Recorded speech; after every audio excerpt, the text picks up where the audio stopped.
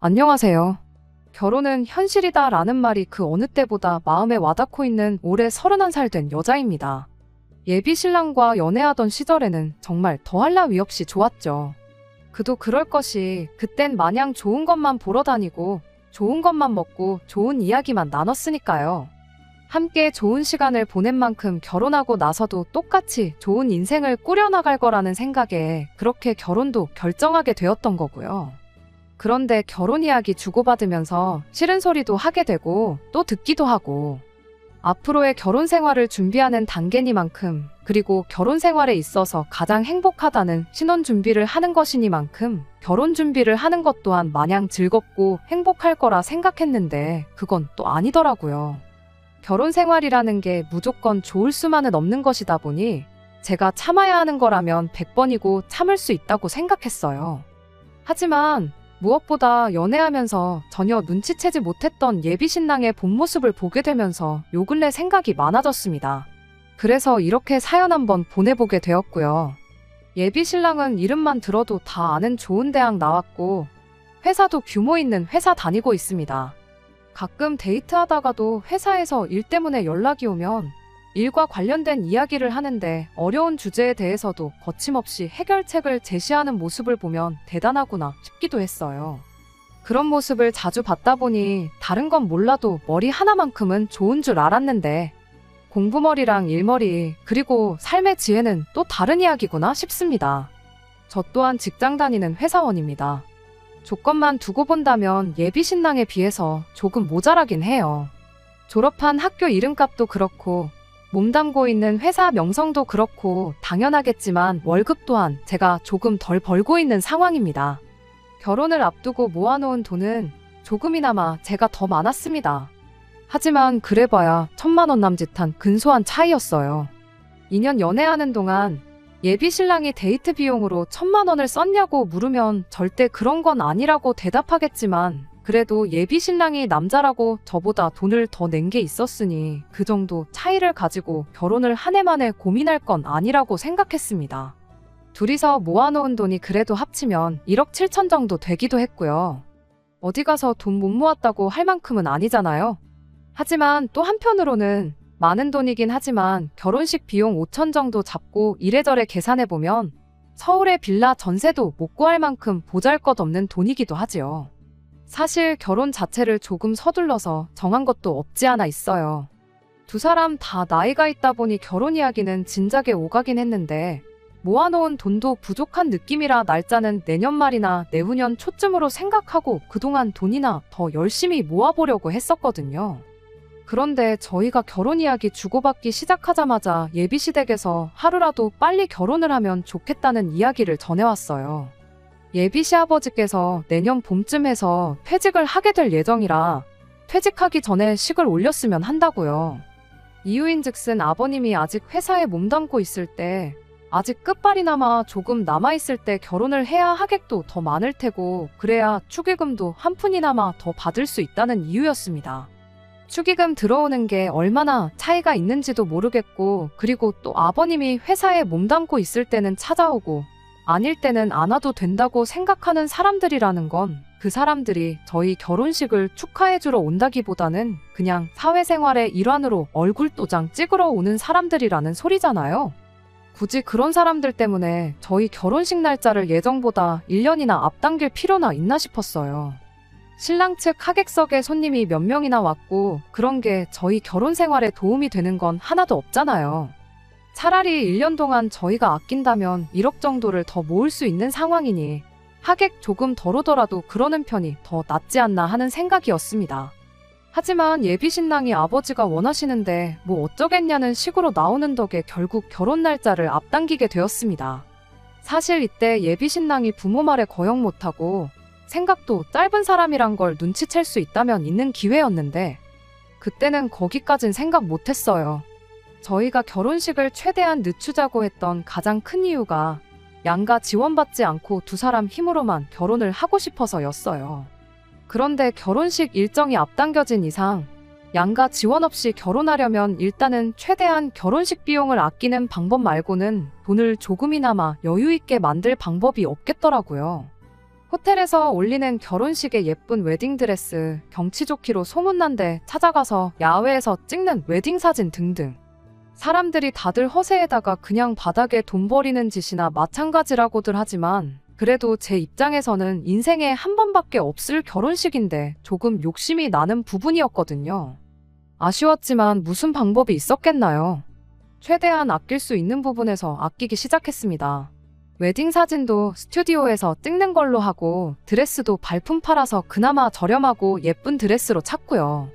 호텔 결혼식도 이 상황에는 필요 없는 사치나 마찬가지였으니 그냥 적당히 음식 잘 나오는 웨딩홀에서 결혼식을 올리기로 결정했어요. 아쉽기는 했지만 그렇게 한 덕분에 당초 예상했던 것보다 한 1,500 정도 절감을 할 수 있었는데 1,500 아꼈다고 해도 대출 없이 서울에 신혼집을 마련할 방법은 보이지 않았어요. 신혼집 말고는 거의 모든 준비가 끝난 상황이었고 없는 돈에나마나 그래도 어떻게든 좋은 집 한번 찾아보겠다고 틈만 나면 이 지역 저 지역 발품도 팔고 인터넷도 뒤져가면서 신혼집을 물색하기 시작했습니다. 그러다 알게 된 게 꼬마 아파트였어요.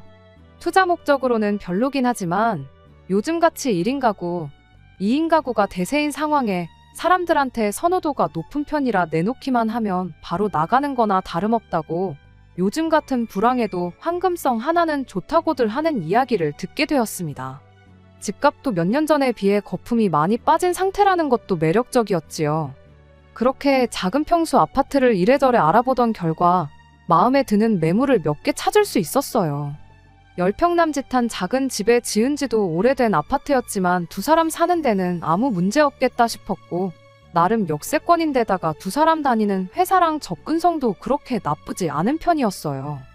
신혼집 치고는 조금 작고 볼품없을지라도 일단 그 집에 신혼살림 차려서 살다가 돈을 차곡차곡 모아서 아이가 태어날 때쯤엔 더 큰 집으로 이사를 가면 되겠다 싶었습니다. 하지만 여전히 저희가 가진 돈으로는 2억 5천 정도가 부족한 상황이었습니다. 어차피 저희가 내년에 결혼을 했다고 하더라도 대출은 당연히 받아야 하는 상황이었기 때문에 신혼집은 이 집으로 하기로 정하고 대출을 알아보고 있었어요. 그러던 중에 예비 신랑이 좋은 소식이 있다면서 신이 나서 저한테 연락을 해왔어요. 무슨 일인가 했더니 예비 시댁에서 선뜻 2억 5천을 지원해주겠다는 이야기를 해오더라고요. 애초에 부모님께 손 벌리는 게 싫어서 부담돼서 양가 지원은 없이 결혼하기로 했던 건데 하지만 반면에 또 돈을 지원받을 수 있다는 소리가 나오니 갑자기 알터니가 빠진 것 마냥 고민이 해결된 것 같고 그런 큰 돈을 선뜻 지원해주겠다는 예비시 부모님께 감사한 마음도 들었어요. 막상 예비시댁에서 큰 돈을 해주겠다고 나오는데 저희 집이라고 가만히 있을 수는 없었죠. 괜히 나중에 말이 나올 수도 있는 민감한 부분이기도 하니 해야 할 건 확실히 해야 한다고 저희 어머니께서 먼저 말씀하셨기도 하고요. 그래서 저희 집에서도 부랴부랴 현금예단 2천과 의뢰예단이라고 하면 딸려오는 것들을 준비하기로 했습니다. 신혼집에 혼수를 채워주시겠다고 했는데 집이 10평짜리다 보니 딱히 이것저것 필요했던 상황이 아닌지라 냉장고에 세탁기, 침대랑 에어컨 등등 꼭 필요한 것만 넣으니 비용이 생각보다 적게 나와서 혼수를 포함해서 거기에 국산 준대형차 한 대를 뽑아주시기로 했습니다. 그렇게 저희 집에서 지원해주기로 했던 금액이 대충 돈으로 환산해보면 9천만 원 정도 됐어요. 저희 어머니께서 농담 삼아서 아주 딸 2번 시집 보내면 집이 거덜나겠다고 하시면서 2번은 못 해주는 거니까 결혼하걸랑 싸우지 말고 꼭 행복하게 살라고 하셨습니다. 본의 아니게 양가에서 큰 지원을 받고 결혼하게 되었으니 예비신랑과는 이야기 끝에 양가에 매달 용돈으로나마 얼마씩 챙겨드리자고 이야기를 했습니다. 거기까지는 좋았는데 예비신랑이 먼저 저한테 묻더라고요. 그럼 용돈은 얼마 정도를 드리는 게 좋겠냐고요. 저희 두 사람 벌이가 그래도 저희들 또래에 비해서 낮은 편은 아니었어서 굳이 드린다면 통 크게 드릴 수도 있었어요. 하지만 당장 신혼집 문제가 해결되었다고 한들 거기는 그냥 다음 집으로 이사를 가기 위해 거쳐가는 집이지 평생 살 집이 아니었잖아요. 기분 내는 것도 좋지만 현실적으로 생각해보면 여전히 저희들은 돈을 많이 아껴 써야 했기에 달에 한 20만 원씩 드리면 되지 않겠냐고 했습니다. 사실 그것도 저는 많이 드리는 거라고 생각했어요. 10만 원씩 드리자니 그건 생색도 안 날 것 같기도 하고 오히려 그것도 용돈이라고 주는 거냐 기분 나빠하시지는 않을까 싶어서 그 2배인 20만 원으로 정한 거였습니다. 액수를 정하기 전에 제 주변에 결혼한 사람들한테 의견을 구해봤는데 무슨 매달 용돈을 챙기냐, 어버이날, 명절, 생신 이 정도만 챙겨도 충분하다는 의견이 대부분이었거든요. 사람 일이 앞으로 무슨 일이 생길지 모르는 건데 그렇게 드리다가 중간에 못 드리는 일이라도 생기게 되면 그때는 어떻게 할 거냐, 드리던 걸 끊을 수도 없고 그것도 문제 아니겠냐. 게다가 용돈이라는 게 평생 같은 액수만 드릴 수도 없는 노릇 아니냐. 시간이 지나면서 그것도 더 드려야 할 테고 지금부터 드리면 앞으로 30년은 드려야 하는 건데 매달 드리는 거 감당 가능하겠냐 등등 여러 의견과 조언을 받았었습니다. 그렇게 들은 조언을 토대로 나름의 결론을 내린 게 달에 20만 원이었어요. 별 볼 일 없는 액수처럼 보일지라도 매달 드리는 데다가 명절이나 생신 같은 특별한 날 따로 50만 원씩 챙겨드리면 양가 합쳐서 1000만 원씩 나가는 거고 그게 저희 상황에 할 수 있는 최대치라는 판단이었죠. 그런데 예비 신랑이 제 말을 듣더니 표정이 굳어서는 그건 좀 아닌 것 같다고 하더라고요. 20만 원이라는 액수가 작아서 저러는 건가 싶었는데 그게 아니었습니다. 한다는 소리가 우리 집에서 신혼집을 구해준 거나 마찬가지인데 액수만 따져도 거의 3배에 가까운 돈을 해주시는 거지 않냐고요. 그런데 어떻게 양가의 용돈을 똑같이 줄 수가 있냐고, 그건 말이 안 된다는 겁니다. 저희 집에 20만 원을 줄 거면 이치대로 예비시댁엔 못해도 최소 50만 원은 드려야 한다는 거예요. 제가 이미 앞으로 결혼 생활하면서 매달 생활비는 얼마씩, 저축은 얼마씩 해서 1년에 얼마를 모아야겠다. 이런 식으로 대략적인 예산을 짜놓은 상황이었다 보니 돈을 더 드려야 한다는 예비신랑의 말이 어이가 없었지만 그래도 꼭 예비신랑 고집대로 해야 한다면 차라리 그럼 저희 집에는 따로 용돈을 안 드리거나 10만 원씩만 드리고 예비시댁에 30만 원을 드리면 되려나 혼자 머릿속으로 계산을 하고 있었어요. 그런데 이어서 나온 예비신랑의 말이 더 충격적이었습니다. 용돈 50만 원 뿐만 아니라 거기에 더불어서 매달 200만 원씩을 더 드려야 한다는 소리를 해왔으니까요. 저는 처음에 제가 뭘 잘못 들었나 싶었어요. 그도 그럴 것이 당장 용돈을 20만 원 정도 드리자는 이야기를 하고 있었는데 한 푼 두 푼도 아니고 그 10배에 해당하는 액수인 200만 원 이야기를 하고 있었으니 말입니다. 저는 곧장 예비신랑한테 난데없이 200만 원을 더 드리겠다니 그건 무슨 소리냐고 물어봤는데 예비신랑이 우리가 결혼 일정을 왜 앞당겼는지 기억이 안 나냐고 한번 생각해보라며 애매한 대답을 하더군요. 그 이야기가 왜 나오냐고 물어본 말에 대답이나 해달라고 했더니 우리 아버지가 퇴직을 하시는 것 때문에 그 전에 결혼식을 올리기로 한 것 아니냐. 그런데 아버지가 퇴직을 하신다는 건 앞으로 부모님 벌이가 없어진다는 소리 아니겠냐고요. 벌이가 없어지시는 건데 그럼 대출을 어떻게 갚으시겠냐는 겁니다. 난데없는 소리에 정신이 없는 와중에 대출은 또 무슨 소리인가 싶었어요. 지금 무슨 소리를 하고 있는 거냐고 벼랑간 대출 이야기는 또 왜 나오냐고 물었더니 알고 보니 예비시댁에서 해준다던 2억 5천이 예비 시부모님이 가지고 계신 돈에서 해주시는 게 아니었고 전액 새로 대출을 받아서 해준다는 거였답니다. 그리고 아버님이 퇴직을 하게 되면 벌이가 없어질 테니 앞으로 그 대출원금과 이자는 전부 저희가 갚아야 한다는 소리였지요. 이건 뭐 저희 집에 20만 원을 안 드리고 예비시댁에만 용돈을 드리자고 할 수도 없는 노릇이었어요. 예비신랑한테 그게 무슨 터무니없는 소리냐고, 원금도 이자도 우리가 다 갚는 거라는 소린데 그럼 우리가 대출을 받는 거랑 뭐가 다르냐고 따져 물었습니다.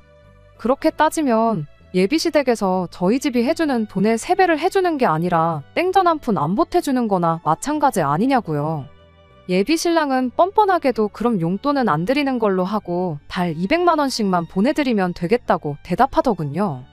2억 5천 대출 받는데 달에 200씩 내드리는 것도 말이 안 되지 않냐고. 아무리 원금까지 같이 갚아나간다고 한들 그럴 거면 차라리 지원받지 말고 다른 집을 알아보자고 했어요. 우리가 모아놓은 돈이 아예 없는 것도 아니고 1억 정도만 신혼부부 전세대출 받아서 빌라 전셋 같은 거 알아보자고요. 전세대출 받으면 원금까지 갚을 필요도 없고 이자만 부담하면 되는 거니까 차라리 계획한 대로 몇 년 고생해서 대출 최소한으로 받아서 이사 가는 게 낫지 않겠냐고 했어요.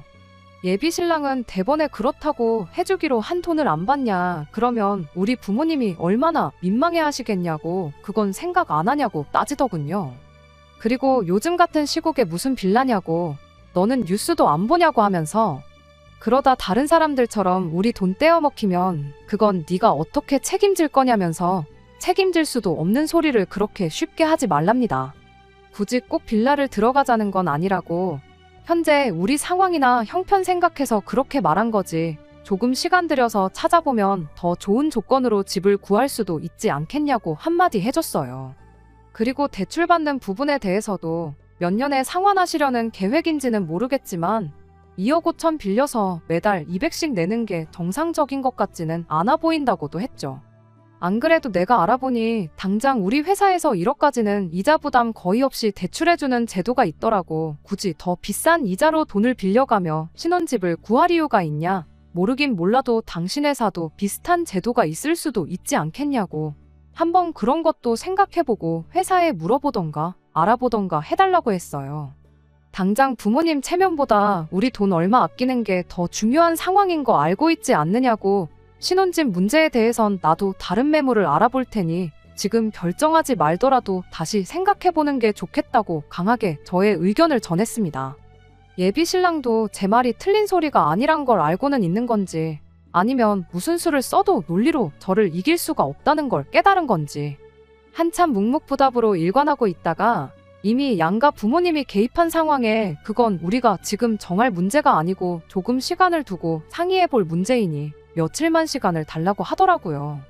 그렇게 며칠째 예비 신랑 대답을 기다리고 있는 중에 오만 가지 생각이 오가기도 하고 거기서 오는 스트레스도 만만찮아서 다른 사람 이야기나마 한번 들어보고자 이렇게 사연을 적어보게 되었습니다. 애초에 돈을 지원해준다고 나왔을 때부터 그 방식이 문제였는데 거기서 한치의 의구심도 품지도 않고 부모님이 하라는 대로 하는 사람과 어떤 미래를 그릴 수 있을지 참 고민이 되네요. 그 와중에 예비시댁과 저희 집을 두고 돈 얼마 칼같이 계산해서 차별을 하겠다는 마음가짐도 솔직히 너무하다 싶기도 하고요. 부모님 용돈 문제로 조언을 구했던 지인들한테는 쪽팔려서 물어볼 수도 없는 노릇이에요. 내 남편 될 사람 세상 천하에 둘도 없는 바보멍청이다 광고하는 거나 마찬가지인 것 같아서요. 오늘처럼 결혼은 현실이라고 하는 말이 와닿는 날이 없었던 것 같아요. 결혼식 준비 다 끝내놓고 이런 생각을 하고 있는 제가 이기적인 것 같기도 하고요. 어떤 조언이든 감사히 받겠습니다. 제가 어떻게 하면 좋을지 알려주세요. 안녕하세요. 이렇게 3개월 만에 다시 찾아뵙게 되었습니다. 사실 파오는 진작에 했어요. 이 이야기를 안 해드리는 것도 또한 예의가 아닌 것 같아 다시 글을 적어봅니다. 예단으로 보낼 이불 좀 같이 보러 가겠냐던 저희 어머니 말에 언제까지 이 사실을 숨길 수가 없겠다 싶어서 결국 부모님께 그 상황을 이야기하게 되었어요. 저희 어머니도 엄청 황당해 하시더라고요.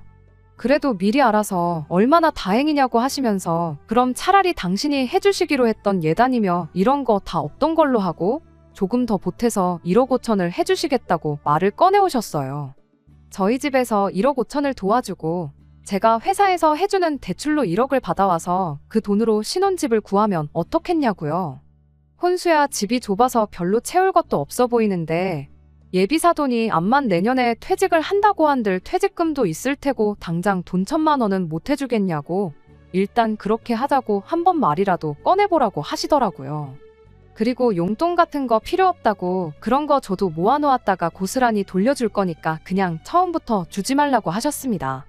사실 저희 어머니가 그렇게 나왔을 때 어떻게든 이 결혼을 하겠다는 게 아니라 진작에 파혼을 했어야 하는 거였는데 무슨 좋은 꼴을 보겠다고 예비 신랑을 만나 좋은 소식이랍시고 이 이야기를 전해줬는지 모르겠네요. 상식적으로 생각해보면 누가 들어도 훨씬 더 좋은 조건이 되었는데 예비 신랑은 그 제안을 썩 내켜하지 않는 분위기였어요. 이유는 말을 안 해줬지만 대충 봐도 저희 집에서 돈을 더 해주는 만큼 결혼 생활에 있어서 주도권을 빼앗기지는 않을까 그런 생각을 갖고 있는 것처럼 보이더라고요. 그리고 그 생각은 예비 신랑뿐만 아니라 예비 시어머니도 똑같은 생각이었습니다. 그날 이후 며칠 지나서 예비 시어머니도 함께해서 이 상황에 대해서 한번 허심탄회하게 이야기해보고자 셋이서 만나는 자리를 만들었거든요. 안부라든지 심심한 근황 이야기 할 것도 없이 예비 시어머니가 저한테 대뜸 먼저 말을 꺼내더라고요. 아들한테 이야기는 다 듣고 왔는데 당신은 그렇게는 못하겠다고요. 아무리 생각해도 경제적으로 보나 지금 상황으로 보나 이 방법보다 더 좋은 방법이 없는데 왜 자꾸 갚지도 못할 능력밖에 대출을 받아서 억지로 결혼을 시키려는 거냐 하고 대놓고 물어봤어요. 그랬더니 예비 시어머니가 하는 소리가 아무리 시대가 변했다고 해도 집은 남자 쪽에서 해오는 게 맞지 않느냐고 말을 하더라고요. 저희 집에서 해오는 돈 반도 안 되게 해오는 아들이 앞으로 결혼하고 나서 보고 살 처가 눈치를 생각하면 자다가도 눈이 번떡번떡 뜨인답니다. 돈 얼마 더 해줬다고 저희 부모님이 내 남편 될 사람한테 눈치 주실 분도 아닌데 상견례 때 딱 한 번 만난 걸 가지고 그렇게 생각하는 것부터 어이가 없었어요. 차라리 갚을 능력도 안 되는 대출 받아서 신혼집 해줬다는 이유로 우리한테 달마다 200만 원씩 뜯어가는 걸로 눈치를 주면 주셨지 절대 그런 분들 아니시라고 대답했죠. 지금이 조선시대도 아니고 신혼집 안 해왔다고 처가에서 아직도 눈치 주는 집이 있기는 한가 싶었습니다. 어차피 받을 대출이면 이자 부담 조금이라도 덜한 게 낫지 않냐는 말도 통하지 않았습니다. 그러면서 자꾸 조선시대 마인드를 강요를 하시길래 저도 그때 그냥 이 결혼은 포기하는 게 낫겠구나 싶었어요. 소 귀에다가 경을 읽어도 이것보단 이해를 잘하지 않겠나 싶었거든요. 그래서 알겠다고 알아서 하시라고 그랬습니다. 2024년에 와서 조선시대 마인드를 강요하시는데 저도 똑같이 조선시대 마인드로 나가야겠다고 집은 어머님께서 해주시는 걸로 알고 있겠다고 대답했죠. 하지만 대출은 2억 5천만 받는 게 아니라 좀 더 알아보셔야 될 것 같다고 했어요. 조선시대에 며느리가 집해 가는 거 본 적 있으시냐고. 그러니 저도 신혼집에 내 돈이며 저희 부모님 돈까지 한 푼도 드릴 생각 없다고요. 해오는 집이 또 기둥 몇 칸짜리 되는 대감님 저택도 아니고 고장 10평짜리 아파트이지 않느냐고. 콩할 만한 집인데 지참금으로 뭐 대단한 거 필요하시겠냐고. 그래도 빈손으로 갈 수는 없는 노릇이니 지참금으로나마 이불 몇 채랑 혼수 정도는 제가 채우는 걸로 하겠다고 했습니다. 그리고 집대출금 또한 내가 버는 돈으로 갚을 생각 없으니 그 부분에 대해서는 아드님과 잘 상의하시라고 했습니다. 아, 조선시대 마인드시니까 제가 밖에 나가서 돈 벌어오는 것도 싫지 않으시냐고. 원한다면 직장도 그만두고 남편 외벌이 시켜서 벌어다주는 돈으로 먹고 살아야겠다고도 했네요. 저는 10평짜리 집에서 뼈 빠지게 집안일 하면서 남편 내조하는 데만 힘을 쏟으면 되는 거 아니겠냐고요. 바깥 양반이 벌어다주는 돈으로 먹고 살고 할 텐데 저희 집에서 사위한테 고마워하면 고마워해야지 눈치 줄 일 없을 테니 좋은 거 아니겠냐고. 혹시나 시댁에도 남편한테 내조하듯이 충성하는 그런 며느리를 원하신다면 서울 구석탱이에 지은 지 30년도 넘은 쥐똥만한 10평짜리 집이 아니라 강남의 신축으로 평수 넓은 좋은 집으로 구해달라고 했습니다. 그렇게 하면 찍소리도 안 하고 남편 처가에 눈치 보고 살 일도 없게 만들고 하늘 같은 남편한테 말대꾸 한마디 안 하고 받들어 모시고 살겠다고. 앞으로 제 남은 평생을 출가외인으로 시댁에 충성하며 나가 죽으라고 하시면 보는 앞에서 죽는 신용도 해드릴 수 있다고요. 그렇게 한마디 했더니 예비 시어머니가 얼굴이 시뻘개져서는 지금 이게 뭐 하자는 짓이냐고 역정을 내더라고요. 저야말로 이게 지금 뭐 하자는 거냐고 묻고 싶다고. 아들이 결혼해서 주도권 없이 지낼까봐 걱정이 되면 며느리가 찍소리도 못하게 완벽하게 준비해놓고 결혼을 시키던가. 그게 안 되겠거든 그냥 결혼시키지 말고 평생 품에 끼고 사시라고 했습니다. 저도 저 사람한테 억지로 나랑 결혼해달라고 붙잡을 생각 없다고요. 해줄 생각도 없었겠지만 어차피 그렇게 못 해줄 걸 알았기 때문에 다시 한번 똑같은 말 한 번 더 해줬어요. 아들 결혼시켜서 처가 눈치 안 보고 며느리가 시댁에 충성하길 원하신다면 그에 걸맞는 걸 준비하시라고요. 강남에 위치한 신축 아파트 그거 해주면 나도 지참금으로 부르는 대로 가져오겠다고. 아니면 나도 그렇겐 결혼 못하겠으니 그리 아시라 말하고 자리에서 일어났습니다. 드라마 보면 마시던 음료수도 얼굴에 끼얹고 하던데 그렇게까진 못하겠고 제가 하고 싶은 말 한 것만 해도 자랑스럽고 제 속 하나만큼은 다 시원했네요. 긴장이 풀려서 그런가 속이 후련해져서 그런가 저러고 밖을 뛰쳐나와 걸어가고 있는데 몸이 막 떨리더라고요. 그러던 와중에 예비 신랑이 저를 쫓아나와서 저를 붙잡더니 너 이렇게 계산적인 여자였냐 하면서 실망스럽다나 어쩐다나 뭐라 하더라고요. 사실 이 상황에 제일 실망스러운 건 예비 신랑이었지요. 배울 만큼 배웠으니 머리가 돌아가도 충분히 돌아갔을 텐데 부모 말에 거역 못하고 그 와중에 어머님하고 대화 나누는 동안 말 한마디 없이 가만히 있던 모습이 너무나도 실망스러웠어요. 예비 신랑한테 계산기 먼저 두들긴 게 누군데 지금 나한테 계산적이라는 소리를 하고 있냐고. 당장 다시 돌아가서 엄마 그렇게 계산적인 사람이었냐고 따져 물으라고. 그래도 지금 상황이 이해가 안 된다면 엄마 손 붙잡고 집에 가서 한번 곰곰이 생각해보라 말하고 헤어지고 집에 왔네요. 집에 와서 이 이야기를 어머니께 전하니 다른 말보다 저한테 정말 잘했다고 한마디 해주셨어요. 딸 자식 돈 얼마 때문에 파혼시키고 싶지 않아서 일단 돈 문제부터 어떻게든 해주고 결혼부터 시키려고 하셨던 건데 그 돈 마련하는 게 힘든 것도 아니고 못할 것도 없는 일이지만 무엇보다 그런 집에 저를 시집 보내는 게 그때부터 내키지는 않으셨다고 하시면서요. 마시고 있던 음료수 그 옆편네 얼굴에는 못 끼얹더라도 네 남자친구 얼굴에다가는 시원하게 한번 뿌려주지 그랬냐고 그것만큼은 아쉽다고 하시면서 복잡한 제 마음도 달래주셨고요. 그렇게 결혼은 없었던 일이 되고 결국 파혼하게 되었습니다. 그나마 예비 신랑이 어떻게든 저랑 잘해보겠다고 찾아와 용서를 빌고 애시당초 계획했던 대로 두 사람 힘으로만 헤쳐나가보자고 한마디 해줬다면 지난 일은 모두 잊고 다시 생각해볼 용의도 눈꼽만치 남아 있었어요. 그런데 뭐 예비 신랑의 인생에 있어서 법이나 마찬가지인 부모님 눈밖에 났는데 부모님 무서워서 제 앞에 다시 찾아올 용기도 없었는지 코빼기를 비추기는커녕 연락도 한 통 없더라고요. 처음엔 안타까운 기분도 있었는데 며칠 지나니까 이렇게 깔끔하게 헤어진 게 어디인가 싶고 다행이구나 싶었습니다. 사람이 공부 잘해서 좋은 대학 나오고 좋은 회사 다닌다고 무조건 그 사람이 다 똑똑한 것만은 아닌 것 같아요. 예비 신랑이었던 그 사람이 조금이나마 생각머리라는 게 있었다면 애초에 집에서 대출을 대신 받아줄 테니 갚는 건 니들이 해라는 말에 거절부터 했을 거 아니겠나요? 제 나이도 31이다 보니 이제 새로운 사람 만나서 연애하고 결혼을 이야기하고 그러는 게 엄두가 안 나긴 하지만 이렇게 된 게 차라리 잘 됐구나 싶어요.